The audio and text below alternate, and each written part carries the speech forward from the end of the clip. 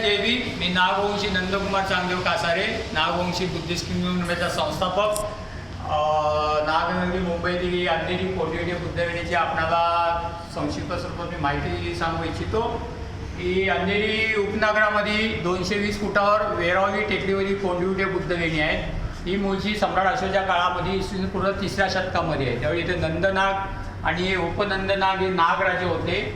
ते रानटी अवस्थेत होते. तेव्हा सम्राट अशोकाने जो ग्रीक धम्म भिक्षू पाठवला, धम्मप्रचारक यवन रक्तीत, त्यांनी इथे येऊन त्यांचं विकास केला. आर्थिक, शारीरिक, मानसिक सर्वांगीण विकास केला. त्याकरता त्यांनी नालासोपारा स्तूपावरून तिथे त्यावेळेचे जे शिल्प कारागीर वगैरे, सुवर्णकार, व्यापारी वगैरे ते त्यांना इकडे आणून त्याचा विकास झाला. त्यामुळे नंदनाग उपनंदनाग राजे धनसंपन्न झाले आणि त्यांनी स्वतःची नाणी छापली. आपला उदयास्त झाला म्हणून त्यांनी या राज्याला उदयगिरी हे नाव दिलं. उदयगिरी म्हणजे उदयास्त झाला, त्यांचा उदयास्त झाला. समोर सूर्योदय करतो उदय आणि गिरी. उदयगिरीच्या नंतर उदयगिरी, अंधेरी असं अंधेरी नाव आजचं नाव झालेलं आहे, जे प्रचलित आहे. म्हणजे अंधेरी नावामागे मूळ उदयगिरी हे नाव प्रसिद्ध आहे. आणि हे जे चैत्यगृह आहे, हे चैत्यगृहामध्ये इसवी सन 2ऱ्या शतकात निर्मिले आहे. त्याकरता आश्चर्याची गोष्ट म्हणजे या चैत्यगृहासाठी ब्राह्मण, भगवान बुद्धांचे ब्राह्मण भिक्षू होते पितूल नामक, त्याने त्याच्या बंधूंनी हे विहार यासाठी धनराशी खर्च केले. नाणी त्याचा इथं लेख आहे, पाचिकामा आहे, 2ऱ्या शतकातला ब्राह्मी लिपी आणि प्राकृत भाषेमध्ये स्त्रीला लेख आहे 1800 वर्षाच्या पुढचा.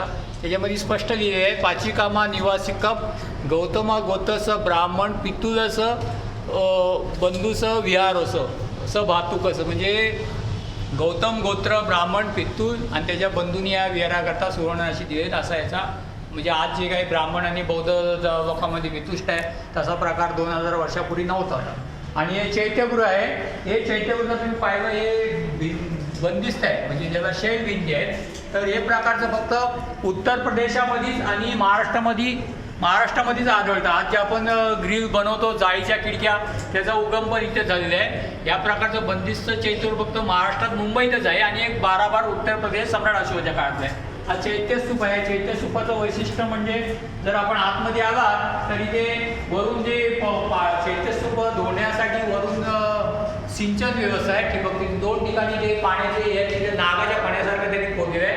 प्रत्येक वर्षी पावसात पाणी होते. आजही ती जल सिंचन प्रणाली आजही कार्यरत आहे.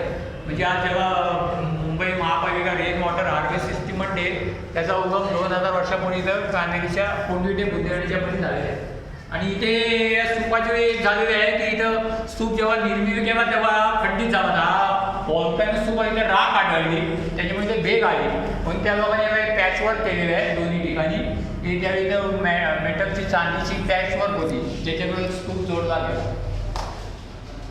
अशीच पॅचवर्क त्या स्तूपाच्या दोन्हीकडे दुसरीकडे पण आहे, जेणेकरून तो स्तूप राहिलेला आहे. ते पण आपण पाहू शकता. इथे जे पॅचवर्क आहे, इथे जी पॅचवर्क दिसते ती चांदीची पट्टी लावली होती आणि जेणे जोडला होता. हा राखमधला राख असल्यामुळे ते खंडित झालं, आपण स्पष्ट पाहतो.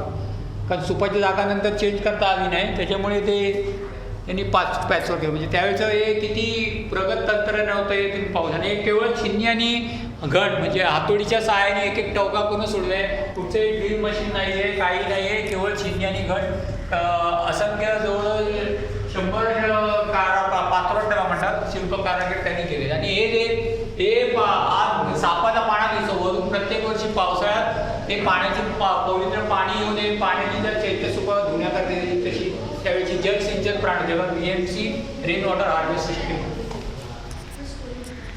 जय भीम. धन्यवाद. Thank you very much. माझे ढवळे बंधूंनी मला जो हे संधी दिल्याबद्दल मी आपण त्यांचे आभार मानतो. ओके.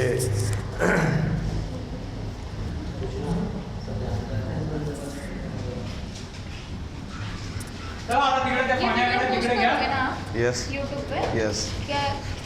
रोजच धम्म प्रसार, रोजच धम्म प्रसार, इंग्लिश में धम्म प्रसार, कल इवनिंग में आ जाएगा. आप लोग कहाँ से आते हैं? इसके बारे में जानकारी है आपको? Very good. कासारे साहेब, चला यांना कन्व्हिन्स करू. आज इसको हिंदी